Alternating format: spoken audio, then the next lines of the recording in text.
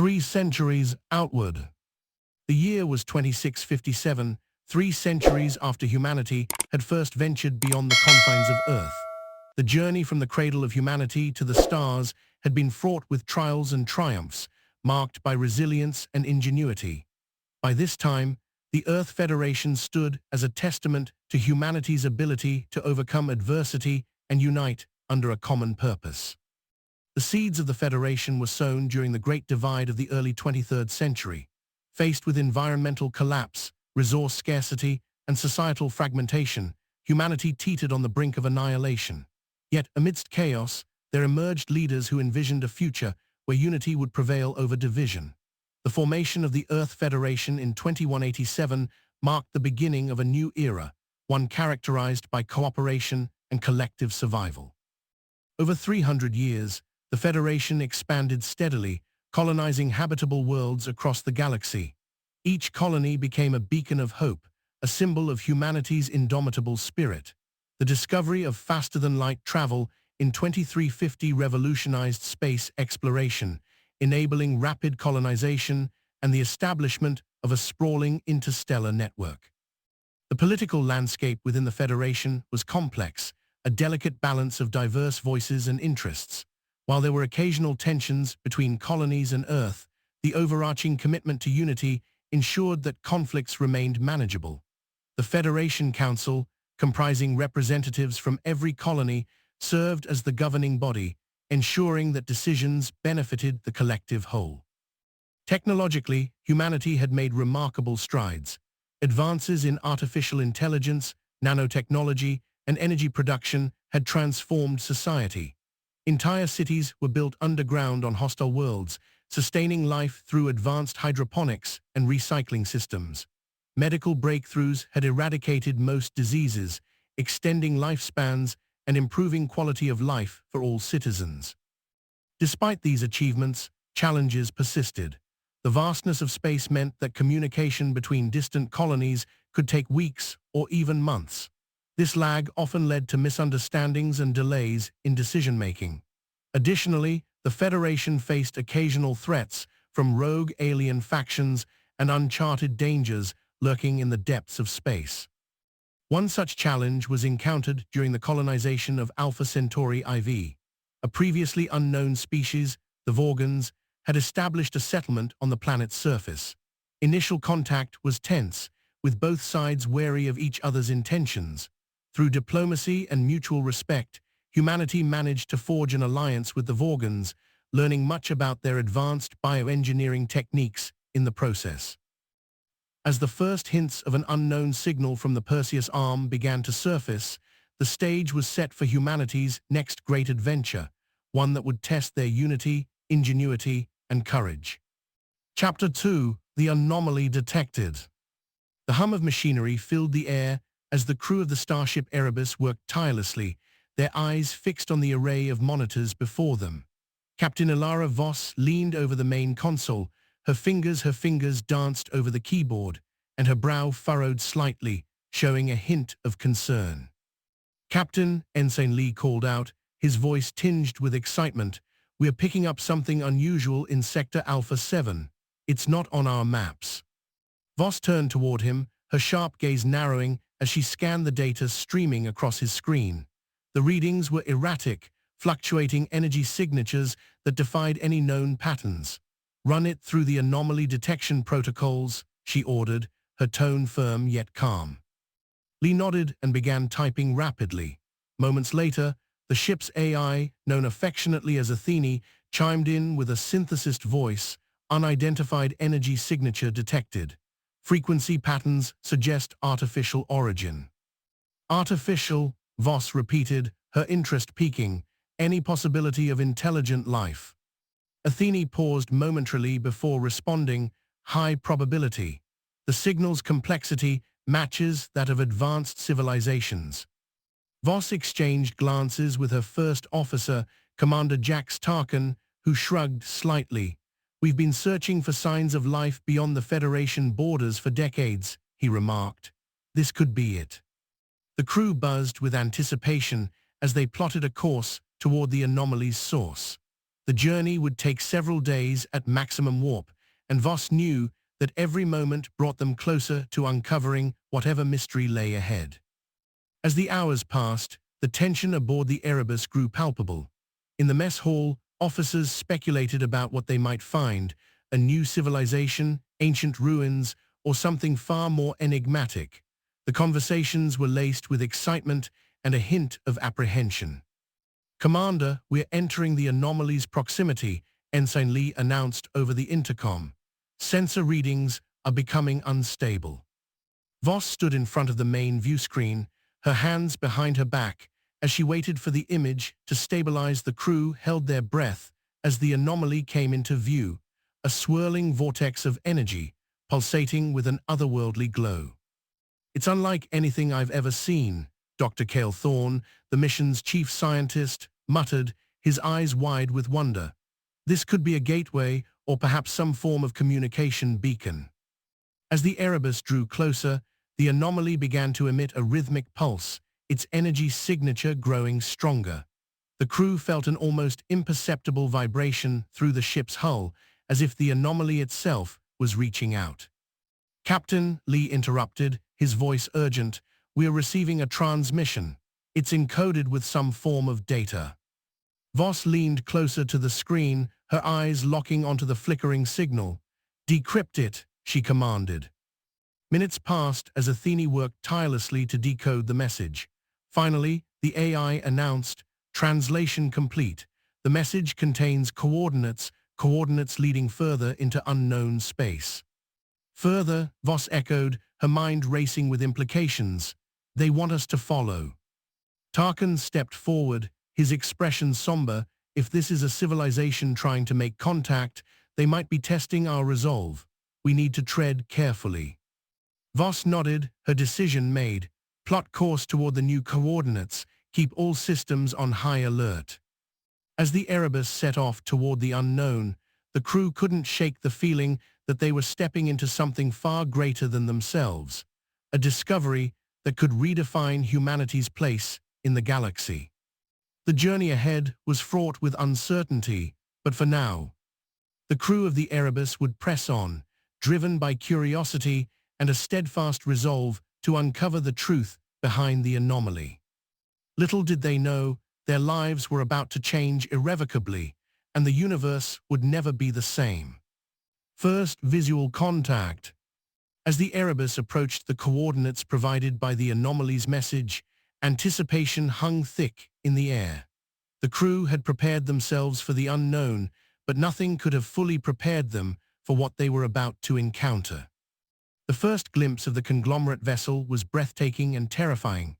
It loomed before them, a colossal structure that seemed to defy the laws of physics. Its sleek, angular design shimmered under the light of distant stars, giving it an almost ethereal appearance. The ship's surface appeared alive, shifting, and pulsating with an inner glow, as if it were a living organism rather than a constructed vessel. "Captain," Ensign Lee's voice broke through the silence, "sensor readings are fluctuating. It's unlike anything we've encountered." Voss nodded, her eyes fixed on the main view screen. The conglomerate vessel was massive, dwarfing even the largest Federation ships. Its hull seemed impenetrable, with advanced energy shields that shimmered like liquid light. "Scan for life signs," Voss ordered, her voice steady despite the turmoil within. Dr. Thorne leaned over his console, his fingers flying across the holographic interface. "Life signs detected, multiple organic signatures within the vessel, but there's also something else here, something artificial." The crew exchanged uneasy glances as the implications of Thorne's words sank in. This was not a simple exploration vessel or a diplomatic envoy. It was a force to be reckoned with. As they drew closer, the vessel began to rotate slowly, revealing its full majesty. Advanced propulsion systems thrummed with energy, emitting faint trails of light that danced across the void. Weapons pods, hidden within recesses of the hull, rotated silently, their targeting systems locked onto the Erebus. "Captain," Lee interrupted again, "they're acknowledging our presence." The ship's anterior opened, revealing a massive viewport through which a single, glowing eye-like structure observed them. It was unsettling, as if the vessel itself was staring directly at the crew of the Erebus. Voss turned to her team, her expression resolute. "We need to keep our distance, but stay within communication range. We don't know their intentions yet." Thorne nodded, his mind racing. "This is beyond anything we've ever encountered. Their technology, it's not just advanced, it's almost as if they're from another dimension." The crew fell silent, the weight of Thorne's words hanging in the air. The conglomerate vessel was a testament to technological prowess that humanity could only aspire to match. As the Erebus maintained its position, the crew couldn't shake the feeling of being watched, of being judged. This first visual contact was more than just an encounter between two ships. It was a confrontation between civilizations at vastly different stages of development. The tension aboard the Erebus was palpable as they awaited any sign from the conglomerate vessel, a signal that could either extend a hand of peace or unleash destruction upon them. Whatever happened next would alter the course of humanity's future, and the crew knew they were standing at the precipice of history. In the silence of space, the Erebus waited, its crew holding their breath as they prepared for whatever was to come. The conglomerate vessel remained an enigmatic sentry, its presence a stark reminder of the vastness and complexity of the universe, a universe where humanity was but one small player in a grander cosmic drama. The stage was set for a confrontation that would test the resolve of both species and determine the fate of two civilizations on the edge of the unknown. Days later, representatives from the conglomerate arrived at Earth's orbit. Their ships dwarfed the Federation fleet, their technology a stark reminder of humanity's relative infancy in the galactic arena. The Krill, the dominant species of the conglomerate, were imposing beings, tall, with ridged skulls and glowing blue eyes that seemed to pierce through flesh and steel. They moved with an almost mechanical precision, every word measured, every gesture deliberate. "I am Ambassador Zyla Vakar," the lead Krill intoned, his voice echoing through the conference hall. "We come not as friends, but as arbiters of order." The Earth delegation listened in silence as Zyla outlined their demands: the immediate dissolution of the Federation, the surrender of all military assets, and the ceding of resource-rich colonies to the conglomerate. "You want us to give up everything," said President Jane Singh, her voice steady despite the storm raging inside her. "Why should we comply?" Zyla's eyes narrowed. "Because resistance is futile. You are not the first civilization to challenge us, and you will not be the last." The Krill made no attempt to hide their disdain for human ingenuity. They mocked humanity's reliance on outdated propulsion systems and laughably primitive defense mechanisms. Yet, despite their arrogance, there was a wary respect in their eyes, a recognition that humanity, though young, was not without potential. "The conglomerate is vast," Zyla continued, his tone condescending. "We have encountered countless species over the millennia. Some we have assimilated, others we have destroyed. You will join us, or you will be erased." The room fell silent as the full weight of their ultimatum sank in. Earth's leaders exchanged tense glances, their minds racing with questions. Could they negotiate? Should they prepare for war? The council chambers of the Earth Federation were a hive of activity as delegates from across the galaxy gathered to deliberate on the conglomerate's demands. The air was thick with tension, the stakes higher than ever before. At the center of the debate stood Jane, her expression resolute yet burdened by the weight of responsibility. Around her, two factions had emerged, those advocating for compliance and those urging resistance. "Compliance is our only hope," argued Ambassador Zane Krell from New Horizons. "The conglomerate's technology far surpasses ours. Resistance would be suicidal." But not everyone agreed. Admiral Jax Tarkin, a seasoned warrior, stood firm in his conviction. "We cannot simply surrender our future. Humanity has come too far to be cowed by alien arrogance." The council was evenly split, the room alive with passionate pleas and heated exchanges. Some argued that compliance would ensure survival, pointing to the devastating consequences of war. Others, like Dr. Cale Thorne, emphasized the moral imperative to stand up for humanity's rights. As the debate raged on, it became clear that time was running out. The conglomerate grew impatient, their ships hovering ominously over Earth's cities as a constant reminder of their power. In the midst of the chaos, Singh struggled to find common ground. She knew that the decision would shape humanity's future, determining whether they would be remembered as heroes or cowards. The council chambers echoed with clashing opinions and urgent pleas for unity. Each delegate bore the weight of representing not just their colony, but the collective hope of humanity. As the session stretched into its final hours, a fragile consensus began to emerge, one that sought a middle ground between compliance and resistance. It was a risky proposition, requiring careful negotiation and unwavering resolve. Ultimately, the Council agreed to stall for time, buying precious moments to prepare for both diplomacy and conflict.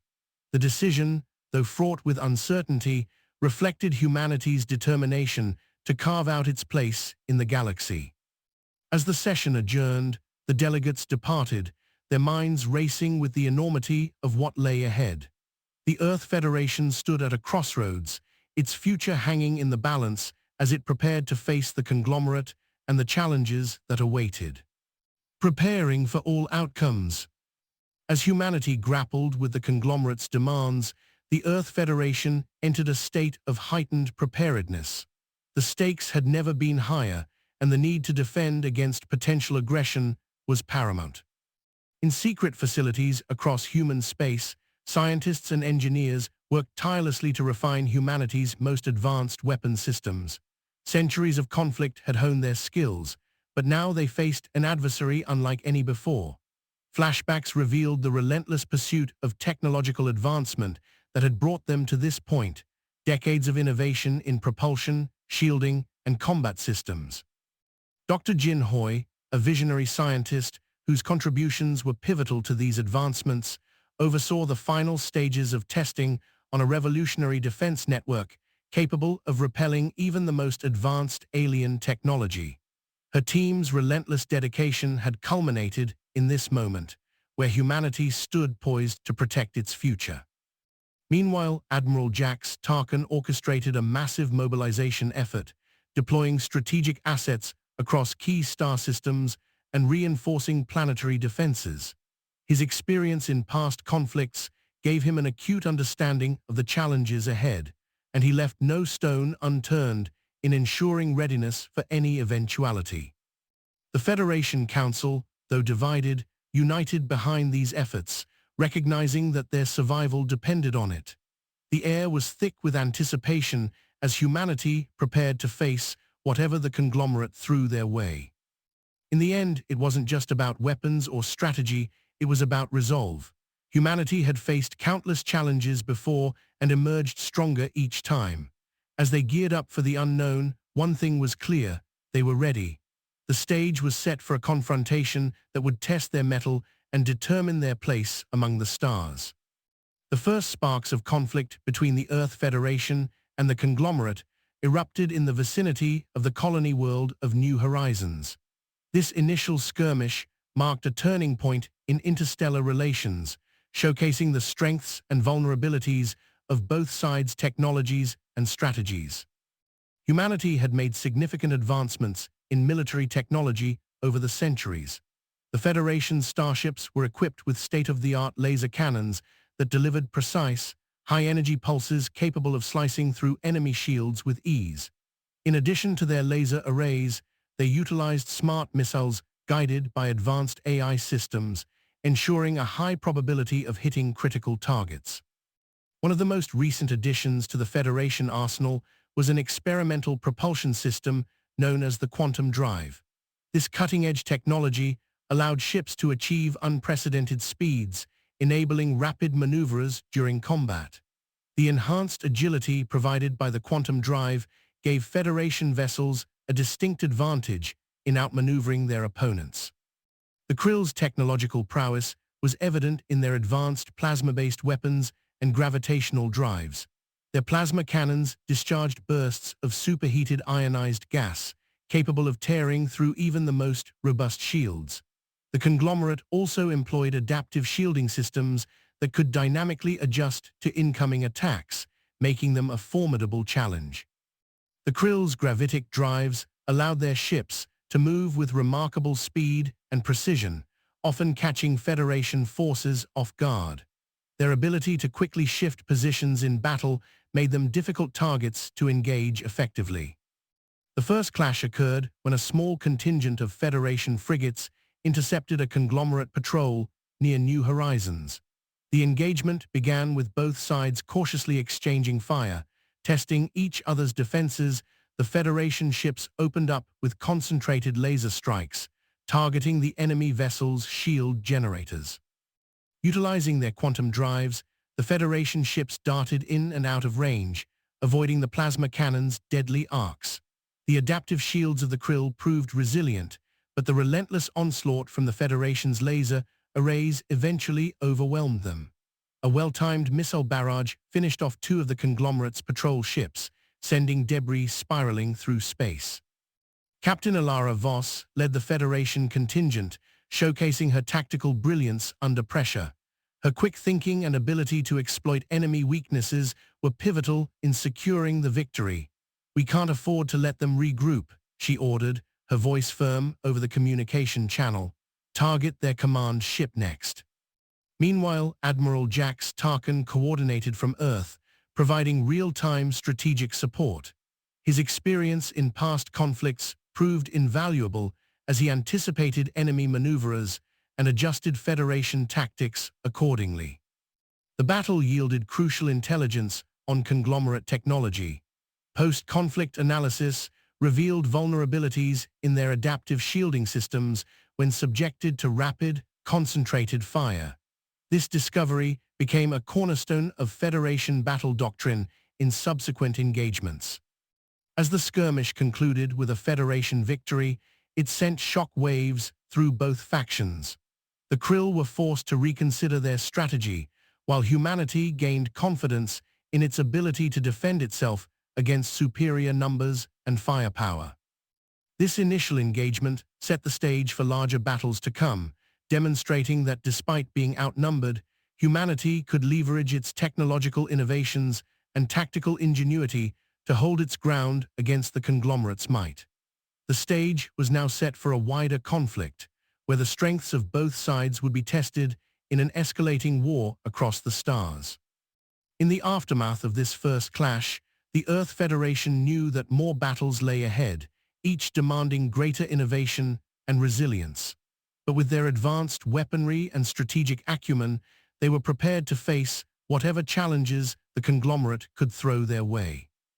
The declaration of intent was clear: war was inevitable.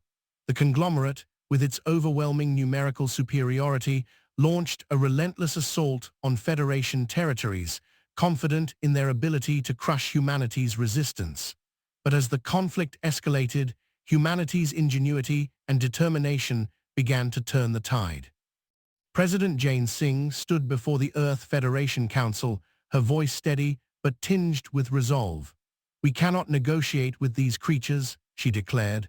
"They seek not just our resources or territories, they seek to erase us as a species. We will not go down without a fight."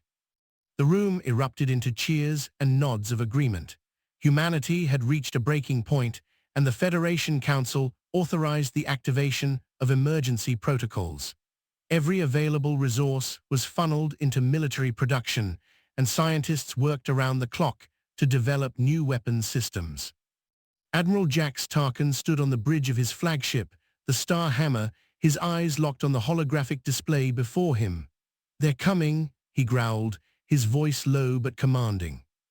The conglomerate fleet loomed at the edge of a nebula, a sprawling armada of sleek, angular ships that dwarfed humanity's own vessels, which moved out to intercept them. But Tarkin was confident.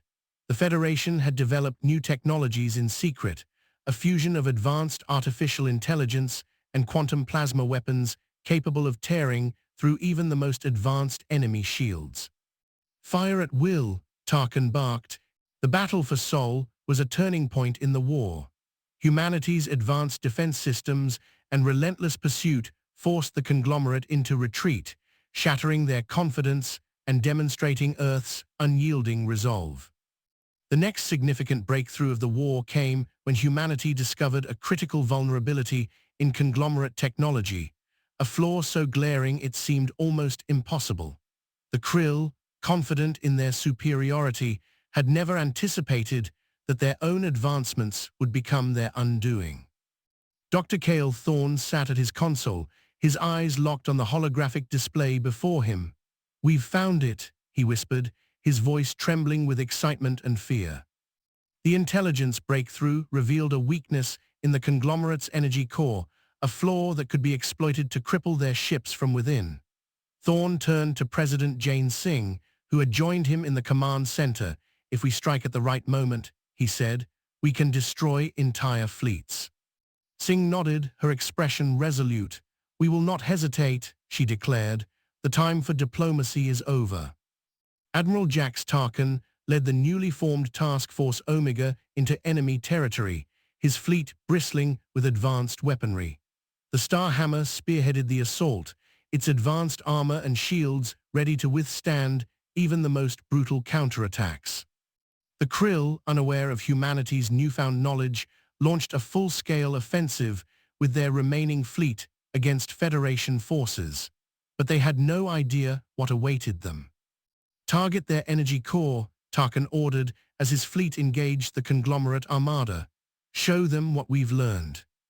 Humanity's ships unleashed a devastating barrage of torpedoes armed with a specialized payload designed to exploit the conglomerate's fatal flaw. The Krill vessels exploded in catastrophic failures, their energy cores collapsing in fiery explosions like miniature suns that lit up the void. "Enemy fleet integrity compromised," announced Ensign Lee from his station. "They're falling apart." The Starhammer pressed its advantage, targeting the conglomerate flagship, the Overlord. The ship was a leviathan of war. Though scarred from its previous encounter, it bristled with weapons and shields, but it stood no chance against humanity's relentless assault. "Prepare to fire," Tarkin growled. "Give them everything we've got." The flagship unleashed a volley of quantum plasma torpedoes, each glowing with an eerie blue light as they hurtled toward their target. The Overlord attempted to maneuver, but it was too late. The torpedoes detonated with cataclysmic force, obliterating the command vessel in an instant. The conglomerate fleet dissolved into chaos as their leadership was decimated. Entire squadrons disintegrated without orders, leaving the remaining ships vulnerable to focused attacks from Task Force Omega. Admiral Lee reported, his voice filled with awe, "We're sweeping through them. There's no resistance left." Tarkin nodded, his face set in determination. "This is not a negotiation," he said. "It's an annihilation." The Earth Federation fleet pressed their advantage, pursuing the retreating conglomerate forces all the way to the heart of their territory. The Starhammer led the charge, its guns blazing as it targeted key infrastructure and military installations across the Krill homeworld. "We will show them no mercy," Voss declared from Earth's command center.